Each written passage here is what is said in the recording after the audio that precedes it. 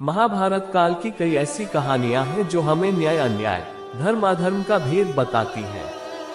वहीं पौराणिक काल की कुछ ऐसी भी अद्भुत प्रेम कहानियां हैं जिनमें त्याग, वियोग और अपार प्रेम की झलक भी मिलती है।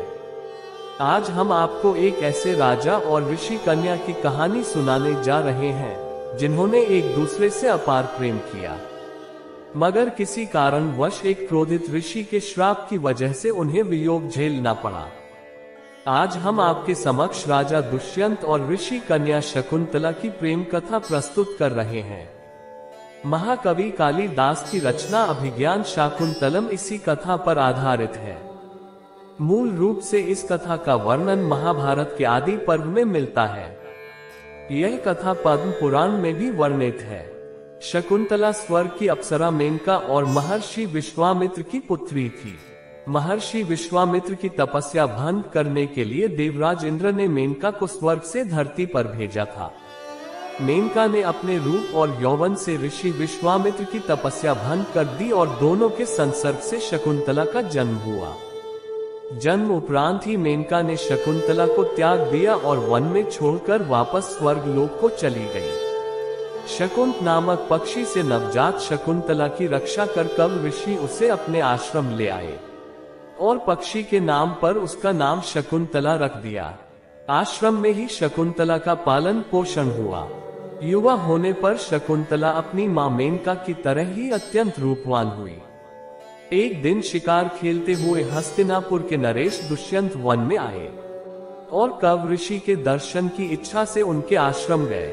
दुष्यंत ने कव ऋषि के आश्रम के द्वार पर खड़े होकर ऋषि को पुकारा। उनकी पुकार सुनकर शकुंतला बाहर आई। शकुंतला के रूप को देखकर राजा दुष्यंत मोहित हो गए। शकुंतला ने राजा दुष्यंत को बताया कि कव ऋषि तीर्थ यात्रा पर गए हैं। तब राजा दुष्यंत ने शकुंतला का परिचय मांगा तो शकुंतला ने उन्हें बताया कि वह कव ऋषि की पुत्री है। कव ऋषि आजन्म ब्रह्मचारी थे, अतः शकुंतला का परिचय सुन राजा दुष्यंत आश्चर्य में पड़ गए। तब शकुंतला ने अपने जन्म एवं माता पिता द्वारा त्याग की कथा का वर्णन करते हुए बताया कि वह कव ऋषि की दत्तक पुत्री है। शकुंतला को देखते ही राजा दुष्यंत उस पर मोहित हो गए और उसके प्रेम में पड़ गए। इधर शकुंतला ने भी राजा दुष्यंत को अपना हृदय अर्पित कर दिया। उसके बाद जब राजा ने उसके समक्ष विवाह का प्रस्ताव रखा तो शकुंतला ने स्वीकार कर लिया। वन में ही दोनों का गंधर्व विवाह हुआ। विवाह के उपरांत कुछ समय तक राजा दुष्यंत शकुंतला के साथ आश्रम में ही रहे, किंतु राजपाट के दायित्व के कारण उन्हें राजमहल लौटना था। उन्होंने शकुंतला को वचन दिया कि कव ऋषि के लौटने पर वह उसे विदा करा के महल ले जाएंगे। प्रेम के निशानी के रूप में उन्होंने शकुंतला को स्वर्ण मुद्रिका प्रदान की और हस्तिनापुर लौट गए। इस बीच एक दिन कव ऋषि के आश्रम में दुर्वासा ऋषि पधारे और पुकार लगाए। राजा दुष्यंत के विचारों में खोई शकुंतला उनकी पुकार सुन नहीं पाए, जिसे दुर्वासा ऋषि ने अपना अपमान समझ लिया और शकुंतला को श्राप दे दिया कि जिस किसी के ध्यान में लीन होकर तूने मेरा अपमान किया है वह तुझे भूल जाएगा। दुर्वासा ऋषि का श्राप सुनकर शकुंतला का ध्यान टूटा और वह ऋषि के चरणों में गिर पड़ी और क्षमा याचना करने लगी। तब दुर्वासा ऋषि का हृदय द्रवित हुआ और उन्होंने कहा कि मैं अपना श्राप वापस तो नहीं ले सकता, किंतु तुम्हें ये आशीर्वाद देता हूँ कि तुम्हारे प्रेम का प्रतीक चिन्ह देखकर तुम्हारे प्रेमी को तुम्हारा पुनः स्मरण हो जाएगा। कुछ समय व्यतीत हुआ और कव ऋषि तीर्थ से आश्रम लौट आए। उनके वापस आने के पूर्व ही शकुंतला गर्भवती हो चुकी थी। उसने कव ऋषि को राजा दुष्यंत और स्वयं के गंधर्व विवाह के संबंध में पूरी बात बता दी।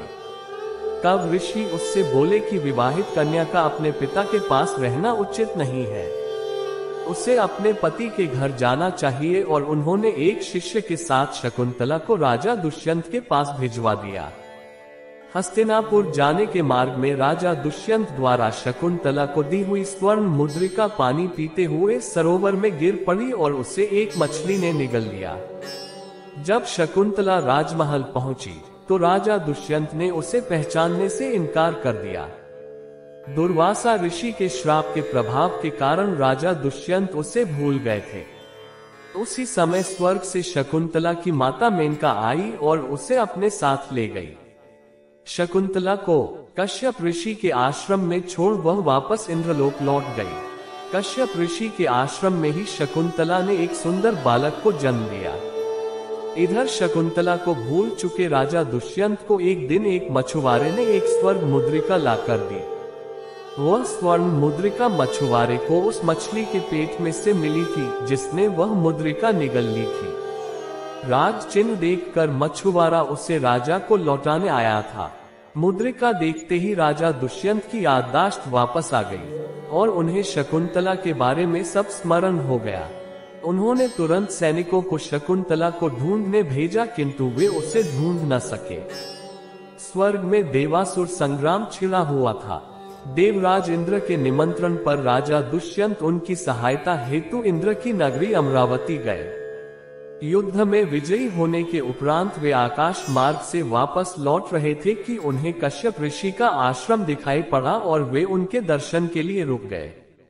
आश्रम के आंगन में राजा दुष्यंत ने एक सुंदर बालक को खेलते हुए देखा, जिसे देख उनका प्रेम उमड़ आया।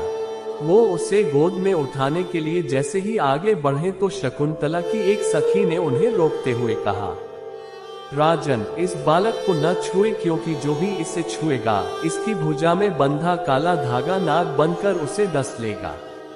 किंतु राजा दुष्यंत स्वयं को न रोक सके और बालक को अपनी गोद में उठा लिया। गोद में उठाते ही बालक की भुजा में बंधा काला धागा टूटकर गिर पड़ा। शकुंतला की सखी को ज्ञात था कि जब भी बालक का पिता उसे अपनी गोद में उठाएगा तो उसकी भुजा में बंधा काला धागा टूटकर गिर जाएगा। उसने जाकर शकुंतला को पूरी बात बता दी। शकुंतला राजा दुष्यंत के पास गई तो वे शकुंतला को पहचान गए। क्षमा याचना कर उन्होंने उसे राजमहल चलने को कहा और शकुंतला मान गई। फिर कश्यप ऋषि की आज्ञा लेकर वे हस्तिनापुर लौट आए।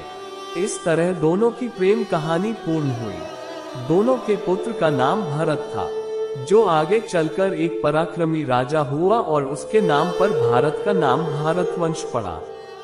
आज की कहानी में बस इतना ही। आशा करते हैं कि आज की कहानी आपको अच्छी लगी होगी। इस चैनल का एकमात्र उद्देश्य है कि हम इसके माध्यम से अपनी पौराणिक कथाएं, जो हमारी संस्कृति और धर्म का दर्पण है, उससे अपनी आने वाली पीढ़ी को अवगत कराएं। लेकिन यह सब आपके साथ के बिना संभव नहीं है, इसलिए आप सभी से अनुरोध है कि कृपया इन्हें शेयर और सब्सक्राइब जरूर करें। वीडियो के अंत तक बने रहने के लिए धन्यवाद।